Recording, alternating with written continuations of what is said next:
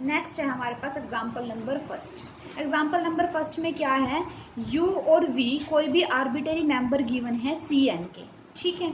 तो हमें डिफाइन किया हुआ है इनर प्रोडक्ट, मीन्स ये फंक्शन डिफाइन किया हुआ है। अभी इसे इनर प्रोडक्ट नहीं बोल सकते क्योंकि इनर प्रोडक्ट कब बोलेंगे, जब वो उन 4 कंडीशन को सेटिस्फाई कर जाए, ठीक है। तो अभी तो हम दिखाएंगे इसे। तो हमें एक फंक्शन डिफाइन किया हुआ है, ये इस तरीके से डिफाइन है वो फंक्शन।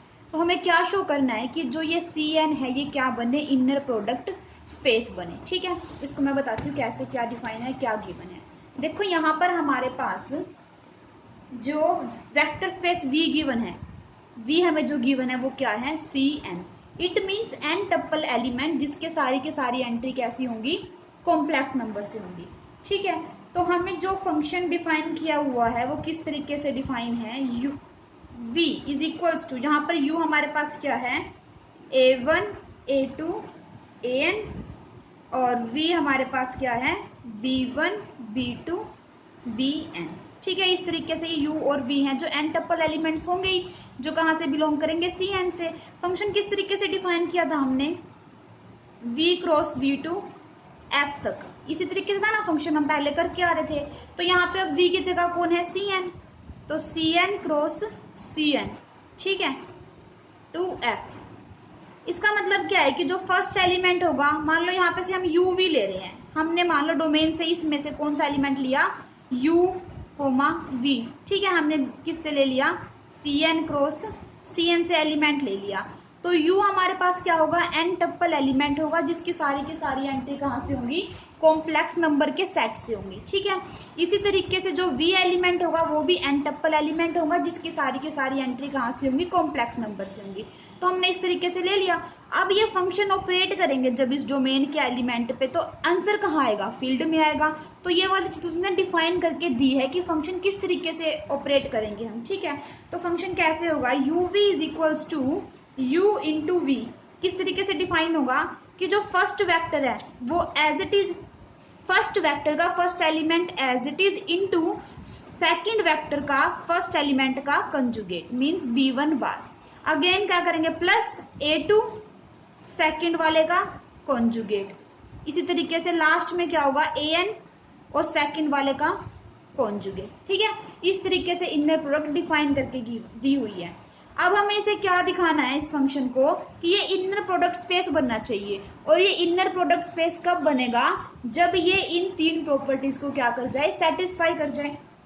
तो फर्स्ट प्रॉपर्टी क्या है हमारे पास, फर्स्ट प्रॉपर्टी है कि U V is equals to, inner product means इस फंक्शन को जब हम यू वी पर ऑपरेट करें वो इक्वल आना चाहिए वी यू पे ऑपरेट करने के बाद उसका कंजुगेट, ठीक है।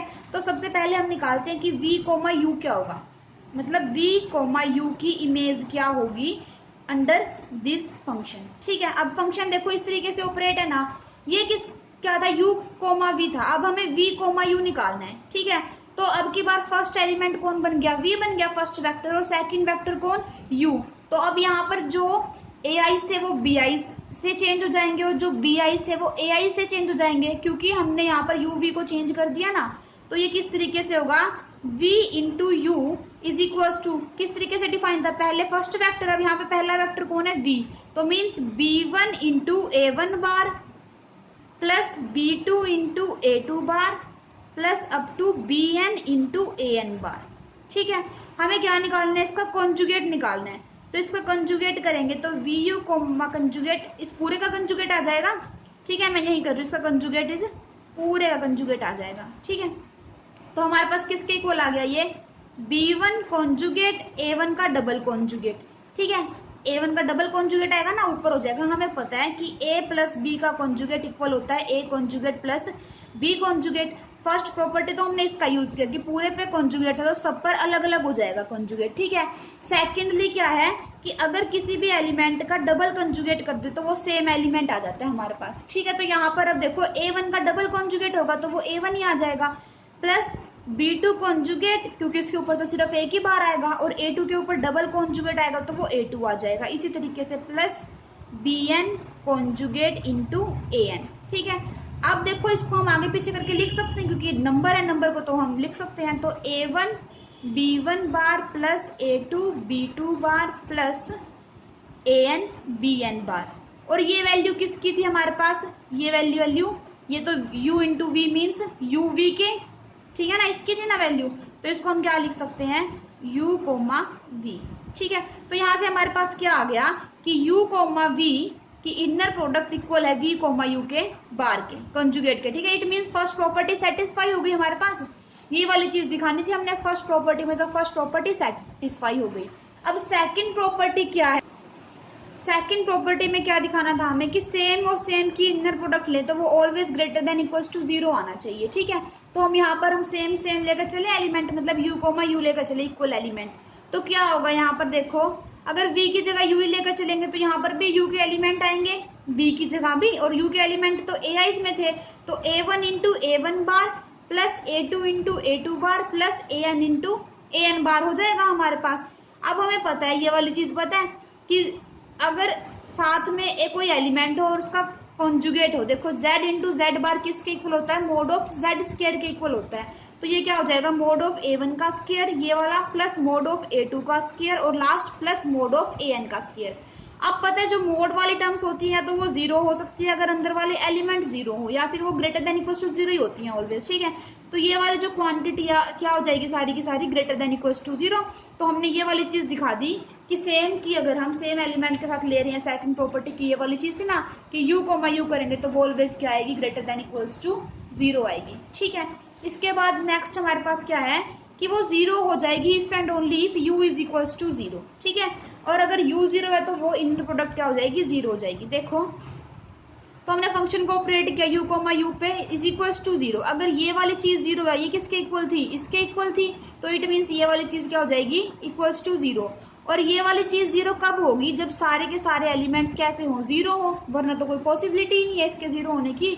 तो यहाँ से हमारे पास क्या आ गया कि a1 a2 an सब के सब क्या आ जाएंगे, जीरो हो जाएंगे। अगर देखो a1 a2 an सारे के सारे एलिमेंट जीरो हो गए, ठीक है, मोड जीरो मतलब एलिमेंट जीरो, तो यहाँ से हमारे पास देखो u जीरो नहीं हो जाएगा, a1 zero a2 zero an zero, it means u is equals to zero. तो हमने क्या दिखा दिया एक बार तो कि जब हम इसके ऊपर फंक्शन ऑपरेट करने के बाद इसकी वैल्यू जीरो लेकर चल रहे हैं तो u भी हमारे पास जीरो आ रहा है। ठीक है, अब सेकंड ये सोचो इफ एंड ओनली की कंडीशन थी, तो एक बार तो हमने इसकी ये वाली चीज को जीरो लेकर चले तो u जीरो दिखा दिया, अब u को जीरो लेकर चलेंगे तो ये चीज जीरो दिखानी है। ठीक है, अगर u जीरो है तो it means a1 zero a2 zero an zero, सारे के सारे एलिमेंट जीरो, इट मीन्स उनका मोड भी क्या आएगा, जीरो आएगा। अगर सारे के सारे एलिमेंट्स का मोड जीरो है तो इनका सम का स्क्वायर कर दो तो ये भी क्या आ जाएगा, जीरो आ जाएगा। और यहाँ से हमारे पास क्या हो जाएगा, ये हमारे पास क्या था, u और u के ऊपर u और u की इमेज, ठीक है, इस एलिमेंट की इमेज, तो ये क्या आ जाएगी, जीरो आ जाएगी। तो हमने क्या किया, देखो इफ एंड ओनली इफ लिखा है कि मतलब ये मानकर हम ये स्टेप फॉलो करके यहाँ तक आ सकते हैं, और अगर ये मानकर चलें तो यही स्टेप उल्टे फॉलो करके हम यहाँ तक पहुँच जाएंगे। ठीक है, तो हमारे पास सेकंड प्रॉपर्टी भी सेटिस्फाई होगी। अब थर्ड हमें क्या दिखाना था कि au प्लस bv की जब हम w के साथ फंक्शन मतलब इमेज निकालेंगे तो वो ये वाली चीज आनी चाहिए। ठीक है, थर्ड प्रॉपर्टी देखते हैं हम कैसे करेंगे। तो देखो थर्ड प्रॉपर्टी में तीन वेक्टर का यूज हो रहा है, u का, v का और w का। ठीक है, तो हमने लेट कर लिया, u तो हमें गिवन ही था, क्या था, a1 a2 an, v हमें गिवन था b1 b2 bn, और w हमने मान लिया c1 c2 cn। ठीक है, हमें शो क्या करना है थर्ड प्रॉपर्टी में कि au plus bv comma w is equals to a u comma w plus b v comma w। ठीक है, ये वाली चीज़ हमें प्रूव करनी है। अब देखो हमें इसकी वैल्यू निकालनी पड़ेगी ना। अब ए यू क्या हो जाएगा, यहाँ से A U is equals to a1 a2 an। ठीक है, बी वी क्या हो जाएगा, यहाँ से B V is equals to b1 b2 up to bn।